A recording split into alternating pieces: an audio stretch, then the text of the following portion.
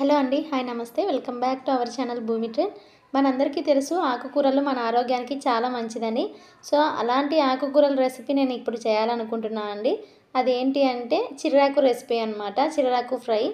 ఇది విలేజ్ స్టైల్‌లో చాలా బాగుంటుందండి. మంచి టేస్టీగా కూడా ఉంటుంది. సో, అందుకోసమని నేను ఇక్కడ ఒక మీడియం సైజ్ ఆనియన్, ఒక 4 గ్రీన్ చిల్లీ, అలాగే కొద్దిగా కొత్తిమీర తీసుకున్నాను అండి. ఫస్ట్ మనం కడాయిలో ఆయిల్ వేసుకొని ఆయిల్ హీట్ అయిన తర్వాత ఆనియన్ వేసేసుకోవాలండి. ఇక్కడ మనం పోపు పెట్టుకోవాల్సిన అవసరం లేదు. ఎందుకంటే మనకి ఆకుకూరలకి పోపు ఏమీ అవసరం లేదండి. డైరెక్ట్ ఆనియన్ వేసేసుకుంటే సరిపోతుంది. సో, నేను ఇప్పుడు ఆయిల్లోకి ఆనియన్ వేసేసుకొని దీన్ని కొద్దిగా ఇలా ఫ్రై చేసుకుంటున్నాను. ఇది కొంచెం ఫ్రై అయిన తర్వాత మనం ఇందులోకి గ్రీన్ చిల్లీ యాడ్ చేసుకోవాలండి. గ్రీన్ చిల్లీ మనం చిన్న చిన్న పీసెస్గా కట్ చేసుకోవాలి. ఎందుకంటే ఇందులో మనకి సెపరేట్‌గా కారం అంటూ ఏమీ వేయము. సో, గ్రీన్ చిల్లీ మనం చిన్న చిన్న పీసెస్‌గా కట్ చేసుకున్నాం అనుకోండి, కొంచెం స్పైసీగా ఉంటుందన్నమాట. సో, నేను ఇలా కట్ చేశాను. ఇప్పుడు ఈ మొత్తాన్ని కూడా కొంచెం బాగా మిక్స్ చేసి ఇందులోకి కొద్దిగా సాల్ట్ కూడా వేసేస్తున్నాను అండి. సాల్ట్ వేసుకొని ఇంకొకసారి దీన్ని ఇలా మిక్స్ చేసుకోవాలన్నమాట. ఈ ఆనియన్, గ్రీన్ చిల్లీ కొద్దిగా ఫ్రై అయిన తర్వాత ఇందులోకి మనం చిర్రాకు అలాగే కొత్తిమీర వేసేసుకోవాలి. ఆల్రెడీ కట్ చేసి పెట్టుకున్నాం కదా, ఆ చిర్రాకు పీసెస్ మొత్తం కూడా ఇందులోకి వేసేసుకోవాలి.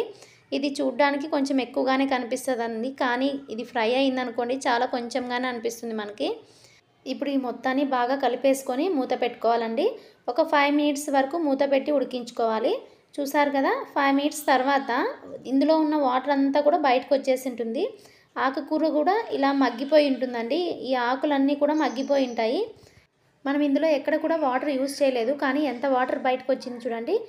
ఈ వాటర్ మొత్తం కూడా ఇమిడిపోయేంత వరకు మనం ఫ్రై చేసుకోవాలండి. ఫ్రై చేసుకునేటప్పుడు మనం ఇలా ఓపెన్లో పెట్టుకొని ఫ్రై చేసుకోవాలి. దీనిపైన ఎలాంటి ప్లేట్ కూడా మూసి పెట్టకూడదు అనమాట.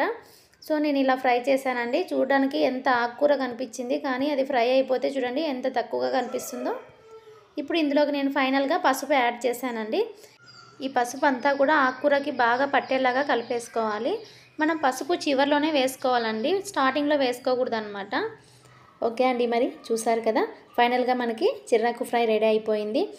ఇది చపాతీలో కానీ, రోటీలో కానీ, అలాగే పప్పన్నంలో కానీ మంచి కాంబినేషన్ అండి. అంతేకాకుండా మంచి హెల్దీ రెసిపీ కూడా. సో, మీరు కూడా తప్పకుండా ట్రై చేయండి. ట్రై చేసి ఎలా వచ్చిందో నాకు కామెంట్ సెక్షన్లో తెలియచేయండి. ఈ వీడియో మీకు నచ్చితే లైక్ చేయండి, షేర్ చేయండి. అలాగే కొత్త వాళ్ళు ఎవరైనా ఫస్ట్ టైం నా ఛానల్ చూస్తూ ఉంటే please subscribe my channel. Thanks for watching.